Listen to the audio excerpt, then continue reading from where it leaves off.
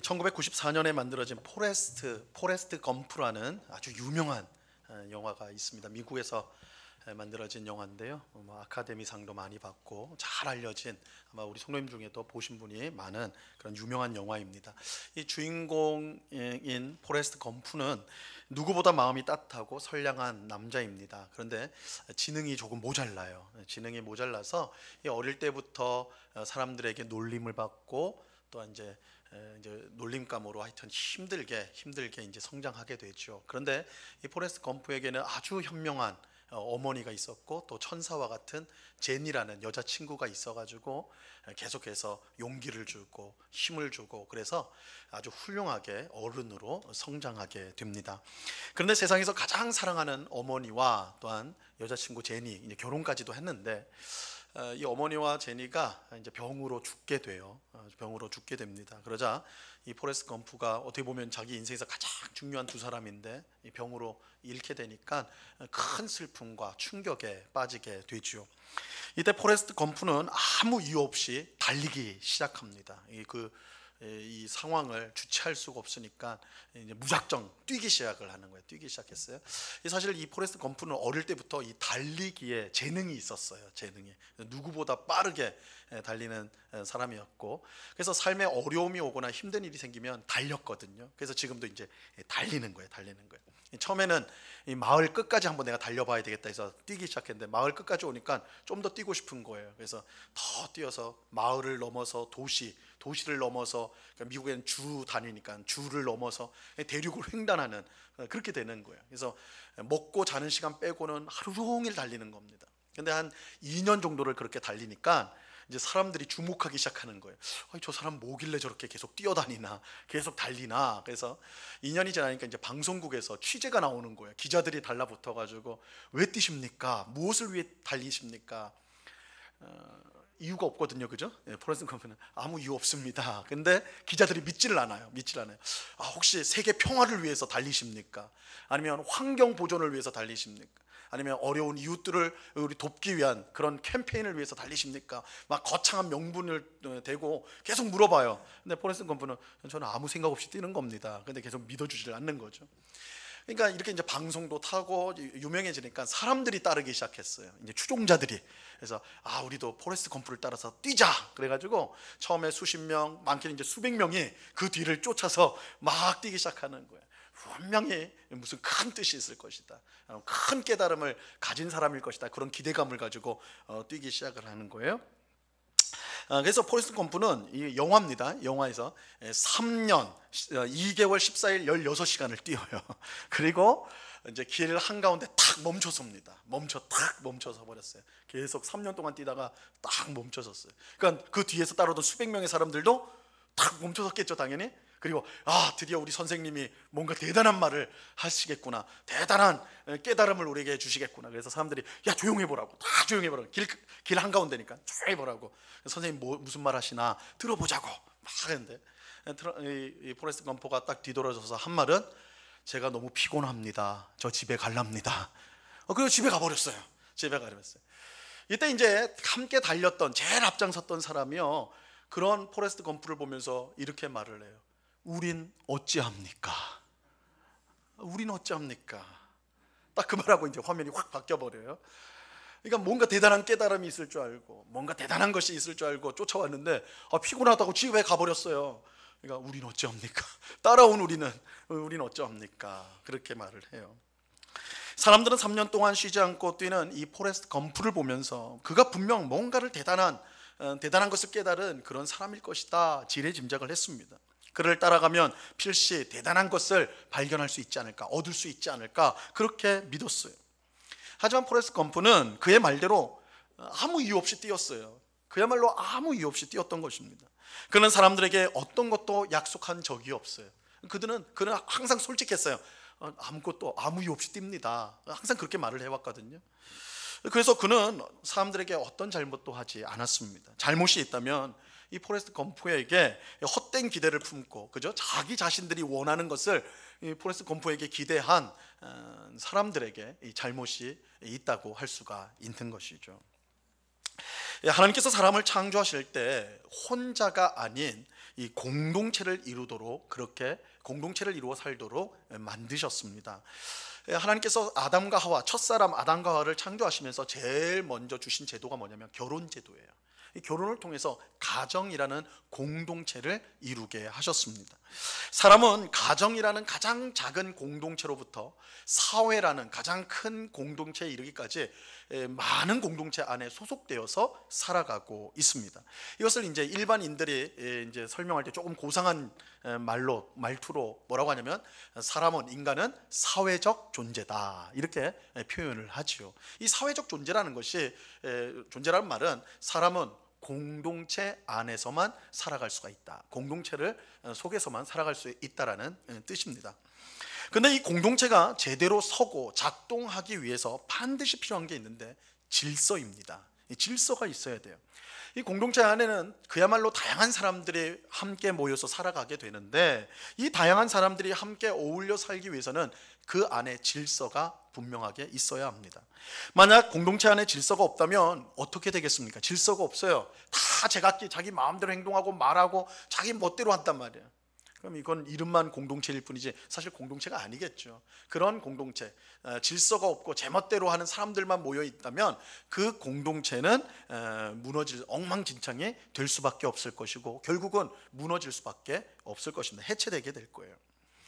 이런 가족 공동체, 가장 작은 공동체를 할 수 있는 가족 공동체 안에 뭐 할아버지, 할머니, 아버지, 아빠, 엄마, 또 아들, 딸, 이렇게 모여 있어요. 그런데 그 가정 안에서 할아버지는 할아버지대로, 할머니는 할머니대로, 아빠는 아빠대로, 엄마는 엄마대로, 딸은 딸대로, 아들은 아들대로, 자기가 하고 싶은 말 다 하고 자기가 하고 싶은 행동 다 하고, 그렇게 되면 그 가정은 어떻게 되겠습니까? 우리는 그런 가정을 이렇게 불러왔죠. 콩가루 가정이다, 그죠? 콩가루 가문이다, 가정이다. 콩가루에 콩가루, 아무것도 되어지는 게 없죠. 맨날 다투고 싸우고 막 이런 가정이 될 수밖에 없겠죠. 이 교회 공동체도 마찬가지예요. 모든 성도가 나만 하나님의 음성을 듣고 나만 하나님의 뜻을 안다, 그렇게 주장한다면 어떻게 될까요? 어떻게 될까요?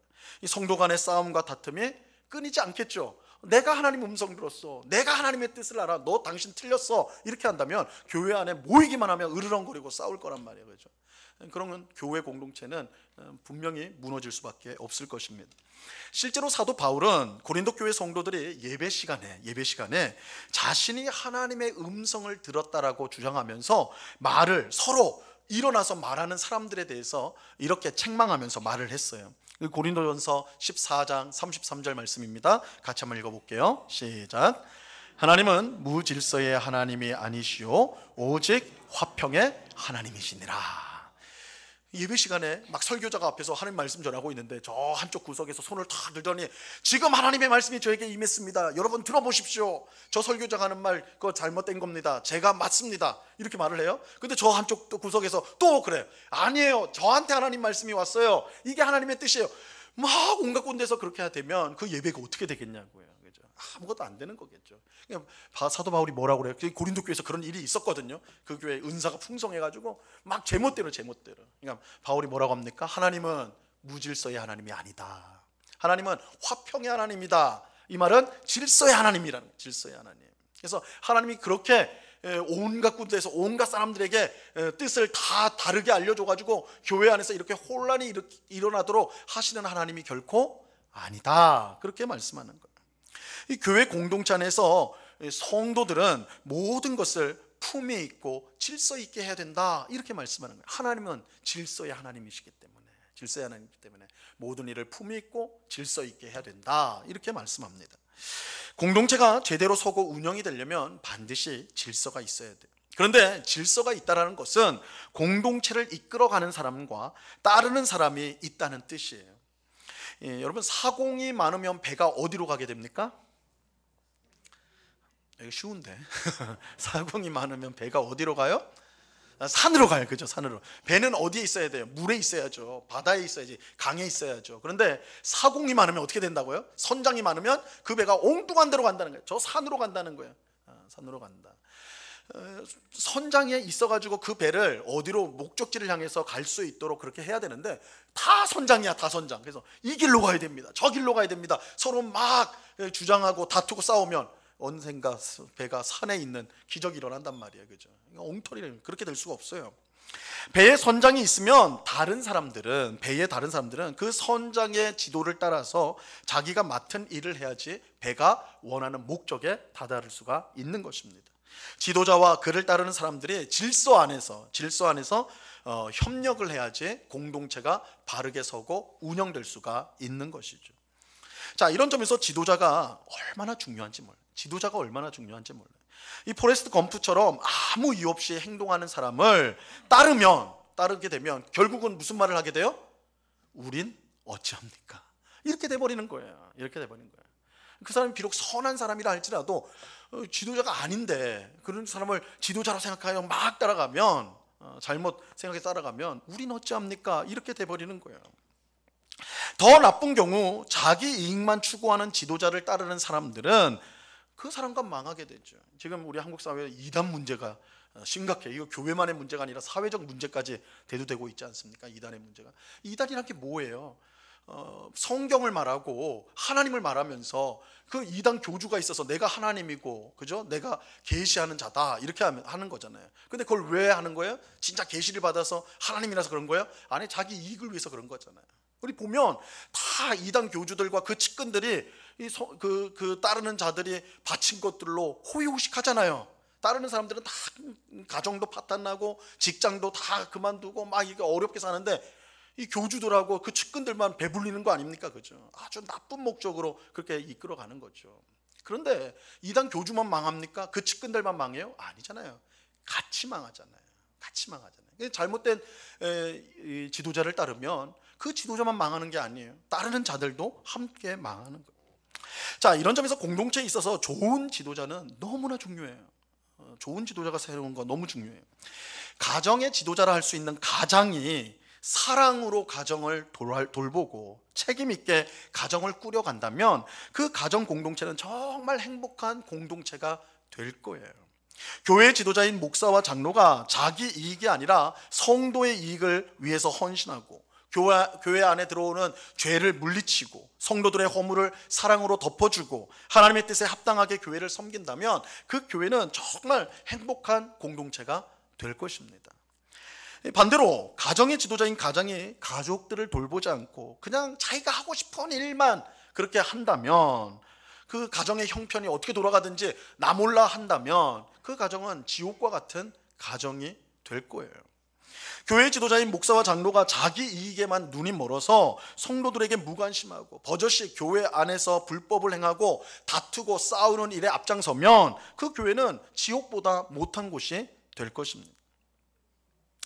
자, 오늘 우리가 함께 읽은 본문은요, 하나님의 백성인 이스라엘 공동체를 이끌어가는 지도자에 관한 말씀입니다. 지도자에 관한 이야기예요. 하나님은 수백 년간 애굽에서 종살이하던 이스라엘 백성을 구원하시고 그들을 이끌어 이스라엘의 조상인 아브라함과 이삭과 야곱에게 약속한 약속의 땅 가나안 땅으로 그들을 인도하십니다. 자, 이때 하나님은 모세라는 사람을 지도자로 세워서 이스라엘 공동체를 이끌도록 하셨습니다. 모세는 애굽에서 종살이하던 이스라엘 백성을 구원하고 40년의 광야 생활을 거쳐 이 가나안 땅 바로 앞까지 올 동안 위대한 지도자로 쓰임을 받았습니다. 자, 하지만 이 모세의 지도자 생활은 가나안 땅 바로 앞에서 멈추게 돼요. 끝나게 됩니다. 그는 가나안 땅을 눈앞에 두고 죽습니다. 자, 여기에 이제 두 가지 이유가 나오는데요. 이유가 있는데, 첫째는 그가 나이가 많았기 때문에 그래요. 그리고 둘째는 하나님께서 모세가 가나안 땅에 들어가는 것을 허락하지 않았기 때문입니다. 자, 오늘 본문 1절과 2절 말씀 보시기 바랍니다. 같이 읽어봅니다. 시작. 또 모세가 가서 온 이스라엘에게 이 말씀을 전하여 그들에게 이르되 이제 내 나이 120세라 내가 더 이상 출입하지 못하겠고 여호와께서도 내게 이르시기를 너는 이 요단을 건너지 못하리라 하셨느니라. 자, 이스라엘 백성이 가나안 땅에 들어갈 때 모세의 나이가 120세였다. 120세라는 거는 오늘날에도 굉장히 만약 120세까지 살면 기네스북에 오를 정도로 굉장히 이제 오래 산 거죠.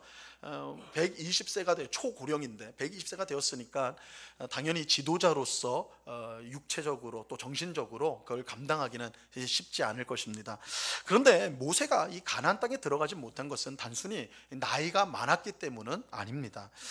사실 모세가 120세의 고령이었지만 그의 눈은 흐리지 않고 기력도 쇠하지 않았다라고 성경은 말씀하고 있어요. 신명기 34장 7절에 보면요, 모세가 죽을 때 나이 120세였으나 그의 눈이 흐리지 아니하였고 기력이 쇠하지 아니하였더라. 참 놀랍죠. 그러니까 하나님께서 힘 주셔가지고 나이가 120세인데도 눈이 흐려지지 않고 기력이 쇠하지 않을 정도로 강건했어요. 이렇게 우리가 보면 모세는 단지 나이가 많아서 가나안 땅에 들어가지 못한 게 아니라는 것이죠. 그가 가나안 땅에 들어가지 못한 것은 결정적인 이유는 하나님께서 허락하지 않았기 때문입니다. 이것은 모세가 하나님 앞에서 불신앙의 죄를 지은 것과 관련이 있습니다. 이 자세한 내용이 이제 민수기 20장에 나오는데요. 아마 댁에 돌아가셔서 민수기 20장을 한번 꼭 읽어보시기 바랍니다. 제가 짧게만 말씀을 드리면, 모세는 광야에서 물이 없어서 원망하는 이스라엘 백성 앞에서요, 화를 내면서 반석 위에 지팡이를 가지고 2번을 내리치는 일을 합니다. 사실 이스라엘 백성이 물이 없다고 원망할 때 하나님께서 이 반석을 향하여 외치라고 그랬어요. 말로 하라고 했어요. 말로. 그러면 반석에서 물이 나가지고 이스라엘 백성을 마실 것이다 했는데, 모세가 뭘 했냐면 화를 냈어요. 화를 내면서 뭐라고 했냐면, 내가 너희를 위해서 물을 내랴, 이 말을 했어요. 마치 자기가 물을 주는 것처럼. 그리고 이스라엘 백성이 사사건건 불평하고 원망하니까 화가 난 거예요. 인간적으로 내가 언제까지 내가 이 짓을 해야 되느냐, 뭐 이런 거예요. 막 화를 내면서 그냥 반석에다가 말을 하라고 했는데 하나님은 지팡이를 가지고 2번을 내리치는 거예요. 화가 나니까.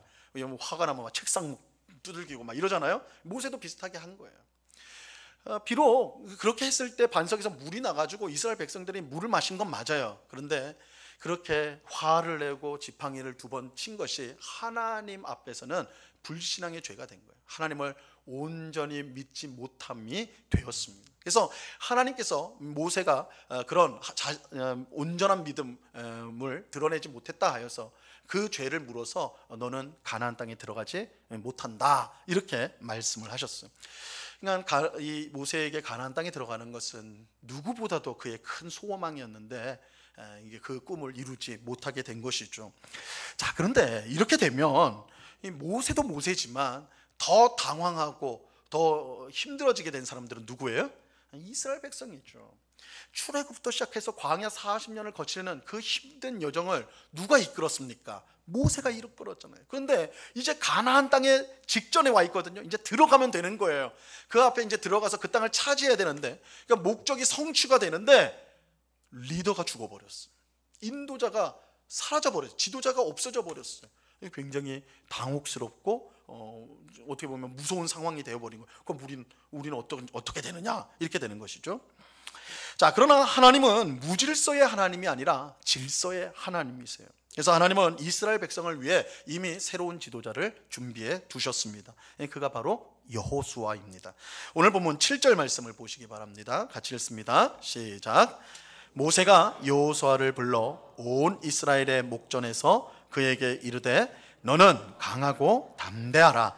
너는 이 백성을 거느리고 여호와께서 그들의 조상에게 주리라고 맹세하신 땅에 들어가서 그들에게 그 땅을 차지하게 하라. 하나님은 모세를 이어서 이스라엘 백성을 이끌어갈 지도자로 여호수아를 이미 준비하고 계셨습니다. 하나님은 그의 백성이 지도자가 없이 무질서한 가운데 혼란을 겪기를 원치 않으셨어요. 하나님은 누구보다 지도자의 중요성을 알고 계셨습니다. 하나님은 출애굽과 광야 40년을 위해서는 모세를, 그리고 가나안 땅 정복을 위해서는 여호수아를 지도자로 세우셨어요. 하나님은 모세와 여호수아를 통해 이스라엘 백성을 애굽에서 구원하시고 광야를 지나게 하시고 이제 가나안 땅을 정복하게 하시는 것입니다. 이스라엘 백성에게 모세와 여호수아라는 이 위대한 지도자가 주어졌다는 것은 그들이 받은 복 중에 가장 큰 복 중에 하나라고 말할 수가 있는 것이죠. 자, 그런데 우리가 오늘 본문에서 정말 중요하게 주목해야 될 것은 이 모세와 여호수아가 위대한 지도자였다라는 사실이 아닙니다. 사실 오늘 본문을 그냥 우리가 읽어보면 위대한 모세가 위대한 후계자인 여호수아에게 지도력이 옮겨가는 리더십이 이양되는 그 과정으로만 읽기가 쉬워요. 그러나 오늘 본문이 정말로 말하고 싶어하는 것은 다른 데 있습니다. 그건 뭐냐? 사실 이스라엘 백성에게는 진짜 지도자가 따로 있다는 거예요. 진짜 지도자가 따로 있다는 거예요. 종살이하던 애굽에서 백성을 구원하고 광야 40년을 이끌었던 지도자는 사실 모세가 아니었어요. 가나안 땅 정복을 이끌 지도자도 여호수아가 아닙니다. 이들이 분명 지도자이긴 했지만 이스라엘의 지도자는, 진짜 지도자는 따로 있다는 거예요. 따로 있다. 그가 누구세요? 그가 누구시냐? 하나님이라는 거예요. 하나님이라는 거예요. 자, 이것은 우리가 오늘 본문을 읽으면서 절대로 놓쳐서는 안 되는 가장 중요한 내용이에요. 오늘 본문은 하나님께서 우리 인생의 유일한 지도자가 된다는 사실을 밝히고 있습니다. 자, 오늘 본문 3절과 4절을 보시기 바랍니다. 같이 읽습니다. 시작. 여호와께서 이미 말씀하신 것과 같이 내 하나님 여호와께서 너보다 먼저 건너가사 이 민족들을 내 앞에서 멸하시고 내가 그 땅을 차지하게 할 것이며 여호수아는 내 앞에서 건너갈지라. 또한 여호와께서 이미 멸하신 아모리 왕 시온과 옥과 및 그 땅에 행하신 것과 같이 그들에게도 행하실 것이라. 자, 이 말씀에 보면 이스라엘 백성을 이끌고 가나안 땅에 들어가는 지도자가 누구라고 말하고 있어요? 하나님이라고 말하고 있어요. 하나님이라고. 내 하나님 여호와께서 너보다 먼저 건너가서, 이렇게 말하고 있죠. 내 하나님 여호와께서 너보다, 이스라엘 백성보다 먼저 건너간대요. 먼저 건너간다. 여러분, 앞으로 먼저 나가서 사람들을 이끄는 사람을 우리는 지도자라고 부르죠. 하나님께서 이스라엘 백성보다 먼저 간다는 뜻은 뭐예요? 하나님이 이스라엘 백성의 인도자라는 거예요. 지도자라는 거예요. 지도자. 그리고 하나님께서 먼저 들어가셔서 뭘 해요? 가나안 민족들을 멸하시고 그들의 땅을 이스라엘 백성이 차지하도록 만드실 것이다, 이렇게 말하고 있습니다. 자, 이것은 확실한 사실입니다. 하나님은 이미 광야에서 40년을 지내는 동안 가나안 땅 동쪽에 있는, 동편에 있는 아모리 왕 시온과 옥을 물리치고 그들의 땅을 이스라엘 백성에게 주심으로 하나님께서 가나안 땅을 실제로 그들에게 주실 것을 미리 알게 해 주셨어요. 분명히 이스라엘 백성을 애굽에서 끌어내고 광야 40년을 인도한 지도자는 모세죠. 또 이스라엘 백성을 이끌고 가나안 땅에 들어가 그곳을 차지하게 할 지도자도 여호수아입니다. 하지만 엄밀하게 말하면 그들은 진짜 지도자가 아니라 진짜 지도자의 대리자일 뿐이에요. 그들은 대리자입니다. 진짜 지도자, 유일한 지도자는 오직 하나님 한 분이십니다. 다만 하나님께서 유일한 지도자지만 하나님은 눈에 보이지 않는 것을 믿지 못하고 눈에 보이는 것만 의지하는 사람의 연약함을 아세요. 그래서 눈에 보이는 사람을 대리 지도자로 세워주셨던 것입니다. 그런데 이러한 사실을 가장 분명히 알았던 사람이 있는데요, 성경에서 가장 위대한 지도자로 추앙받는 모세예요. 모세가 이스라엘 백성을 이끄는 자였지만 모세는 누구보다도 하나님이 진짜 지도자라는 것을 알고 있었던 사람이었습니다. 출애굽한 이스라엘 백성이 시내산을 떠나서 가데스 바네아라는 곳으로 갑니다. 가데스 바네아. 이 가데스 바네아는 이 가나안 땅의 남부 쪽에 있는 거예요. 지금 우리는 지금 이스라엘 백성이 40년 그 광야 생활을 마치고 가나안 땅의 동편 땅에서 들어가는 거거든요. 그런데 사실 시내산을 떠난 이스라엘 백성은 남쪽으로 가나안 땅을 원래 들어가려고 했어요. 그러면 거리상으로 너무너무 가까워요. 만약에 가데스 바네아에서 바로 가나안 땅에 들어갔다고 한다면 광야 40년은 사라지는 겁니다. 그럴 필요가 없이 바로 가나안 정복 전쟁을 시작을 하게 돼요. 근데 이스라엘 백성들이 바로 들어갔으면 됐을 텐데 바로 들어가지 않고 무슨 일을 하냐면 정탐꾼을 보냅니다. 정탐꾼. 그래서 정탐꾼을 보내서 우리가 들어갈 가나안 땅이 어떤지 살펴봐라, 이럽니다. 이스라엘 가나안 땅에 들어갔던 정탐꾼들이 40일 동안 돌아와서 보고를 해요. 처음에는 기가 막힌 보고를 했습니다. 우리가 가나안 땅에 가서 살펴봤더니 하나님 말씀 그대로 젖과 꿀이 흐르는 땅입니다. 그래서 우리가 가져온 포도를 보십시오. 이 뭐 사람 머리만한 알, 그건 좀 과장됐겠지만 하여튼 이렇게 막 얼마나 좋은 과일과, 사실 이스라엘이 지금도 과일로 유명해요. 과일로 유명한 나라가 이스라엘입니다. 그러니까 그 땅에 그 과일로 유명한데 과일을 가져와 가지고 막 보여주는 거예요. 사람들이 막 설레기 시작했어요. 이야, 우리가 이렇게 멋진 땅에 들어가는구나, 그것을 차지하기는구나. 딱 거기서 그치고 들어갔으면 됐는데, 근데 여러분들 이것도 들으셔야 됩니다 하면서 뭐라고 하냐면, 그런데 그 좋은 땅에 이미 가나안 민족들이 차지하고 있습니다. 근데 그 가나안 민족들이 우리가 보니까 거기 거인족들이 있어요. 힘센 사람들이 너무너무 많아요. 그래서 그들이 볼 때 우리는 메뚜기와 같습니다. 우리 들어가면 다 죽습니다. 이렇게 보고를 했어요. 이렇게. 그러니까 백성들이 그걸 듣고는 그때부터 울기 시작하는 거예요. 통곡하기 시작하는 거예요. 하나님이 애굽에서 죽는 것 그거 못 봐가지고 가나안 땅에 데려와서 우리를 죽이려고 하느냐. 원망하는 거예요. 원망하고 불평하고 이렇게 하는 거예요. 그러면서 결론은 우리는 애굽으로 돌아가겠다. 하나님의 구원 사건, 그 출애굽을 뒤집어 버렸어요. 우린 돌아가겠다. 그 모습을 하나님 보시고 기가 막힌 거예요. 기가 막힌 거예요. 하나님께서 출애굽할 때 10가지 재앙으로, 그리고 홍해를 가르시고 아무것도 없는 광야에서 그들을 만나와 메추라기로 먹이시고 반석에 난 물로 마시고, 그런 권능을, 그런 능력을 경험한 민족이 이스라엘밖에 없잖아요. 그 하나님을 믿고 들어가야 되거든요. 근데 그거 깡그리 다 잊어버리고 우리 죽겠으니까 다시 애굽으로 돌아가겠다는 거예요. 하나님이 화가 나셨어요. 그래? 그럼 안 되겠다. 너희들 내가 다 멸해버리고 모세랑 새롭게 시작하겠다. 새로운 민족을 세우겠다. 이렇게 되는 겁니다. 근데 이제 모세가 하나님 앞에 기도하죠. 모세가 이제 이스라엘의 중보자로서 몇 번 이런 위기가 있었는데 그때마다 모세가 기도를 합니다. 하나님, 그러시면 안 됩니다. 하나님, 만약에 이스라엘 백성들 그렇게 없애버리시면 주변 나라들이 하나님을 뭐라고 하겠습니까? 자기 백성을 구원해 놓고는 가나안 땅에 못 들여보내고 능력이 없으니까 다 죽였다, 이렇게 할 거 아닙니까? 이렇게 이제 모세가 간절하게 중보 기도를 해요. 그럴 때 하나님께서 그 기도를 들으시죠. 하지만 그 기도를 들으셔서 멸하지는 않지만 가나안 땅을 허락하지는 않습니다. 그 1세대 이스라엘 백성들에게 너희는 못 들어간다, 불순종했던 너희는 못 들어가고 너희 자손이 들어가게 될 것이다. 그래서 너희는 다시 광야로 들어가라, 이렇게 되는 거예요. 근데 그 말씀을 들은 이스라엘 백성들이 이제 뒤늦게 후회하면서 정신이 든 거예요. 아닙니다, 하나님, 들어갈게요. 우리가 가나안 땅 들어갈게요. 그렇게 돼버리는 거예요. 이제 완전 청개구리예요, 청개구리, 그죠? 들어가라 할 때는 안 들어가고 가지 말라니까 가겠다, 그렇게 돼버린 거예요. 그렇게 청개구리처럼 하니까 하나님께서 모세에게 들어가게 하면 안 된다, 나 그들과 함께 하지 않는다. 모세가 이스라엘 백성에게 들어가면 안 된다, 하나님이 함께 하지 않는다. 근데 이 청개구리 같은 이스라엘 백성이 올라가죠. 가나안 땅 들어갑니다. 그리고는 가나안 민족들한테 패배를 당해서 처참한 패배를 당하고 돌아오게 되죠. 이 과정 속에서 이스라엘이 왜 패배했는가? 그들이 군사의 숫자가 적어가지고 패배했는가? 그들의 전략이 없어서, 무기가 변변치 않아서 패배했는가? 아니에요. 이스라엘이 왜 졌습니까? 이스라엘이 왜 졌어요? 하나님이 그들과 함께하지 않았기 때문에 그래요. 이스라엘의 유일한 지도자인 하나님이 그들과 함께하지 않았기 때문에 그들은 질 수밖에 없는 거예요. 아무리 군사 숫자가 많아도, 아무리 힘이 세도, 무기가 많아도 질 수밖에 없어요. 하나님이 함께하지 않는다.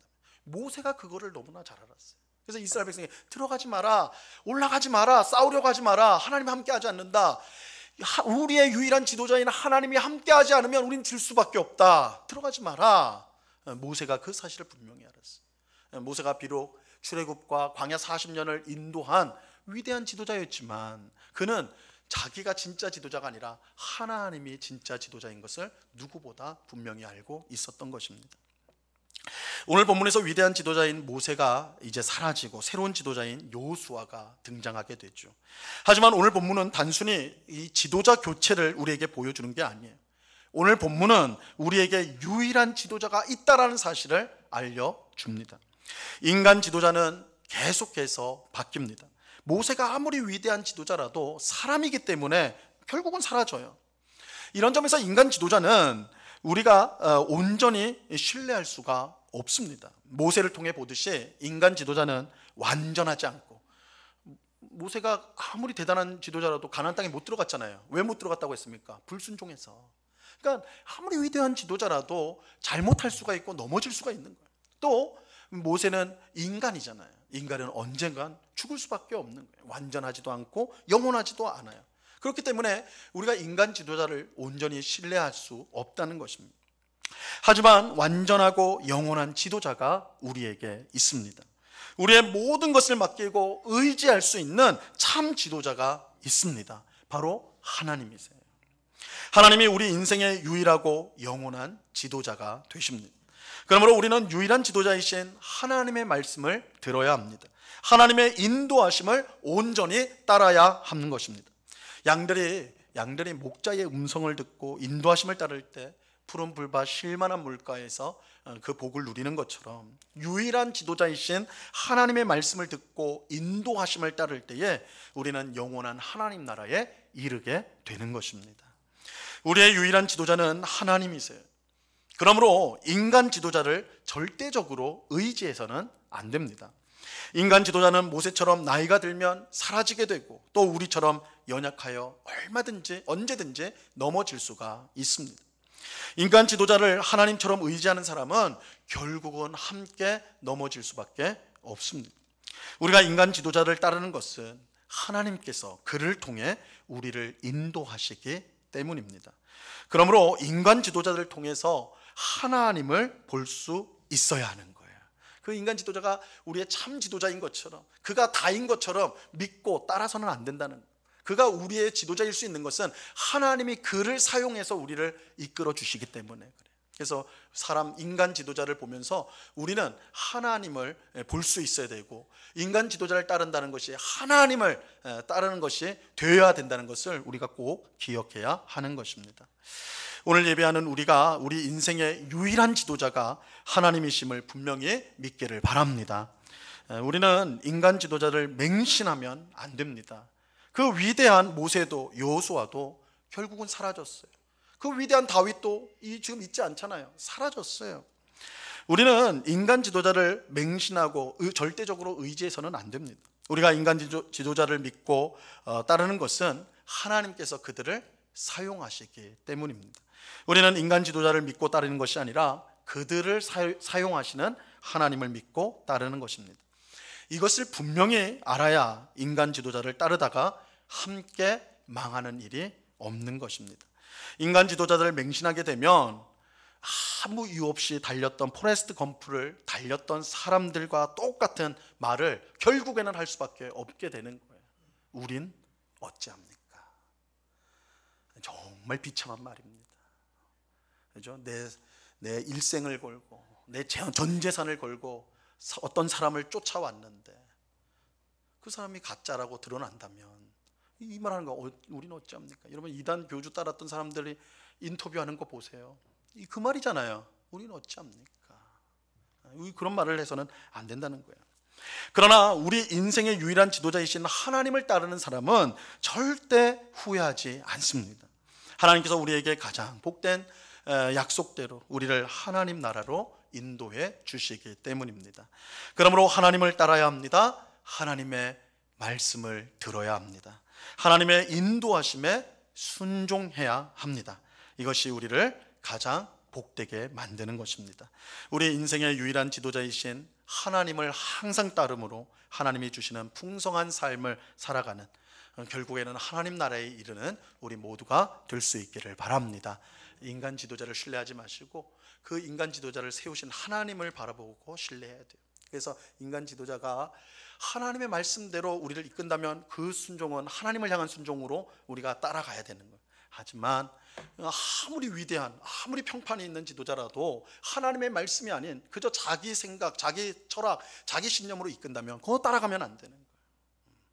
우리가 따르는 것은 우리가 따라야 될 것은 오직 하나님밖에 없다. 우리가 이 분별력을 가져야지 특별히 영적으로 혼란한 이 시대 가운데 엉뚱한 길로 우리의 정말 하나님이 주신 귀한 인생을 허비하지 않고 바르게 우리의 주님 앞으로 바르게 갈 수가 있는 것입니다. 오늘 말씀을 잘 기억하면서 우리의 유일한 지도자이신 하나님, 그 하나님만 바라보고 그 말씀만 들으며 순종하며 끝까지 하나님 나라에 이르기까지 바른 길로 달려나가는 우리 모두가 될 수 있기를 우리 주님의 이름으로 간절히 축원합니다. 기도하겠습니다. 하나님 아버지, 우리의 인생의 유일한 지도자가 하나님밖에 없음을 우리가 믿습니다. 우리 앞에 세워진 인간 지도자는 연약하고 또한 영원하지 않기에 우리가 절대적으로 신뢰할 수 있는 대상이 아닙니다. 그저 하나님께서 써주실 때, 하나님께서 세워주셔서 하나님의 지도력을 발휘할 때 우리는 그것이 하나님의 인도하심인 줄 믿고 지도력인 줄 믿고 따르는 것입니다.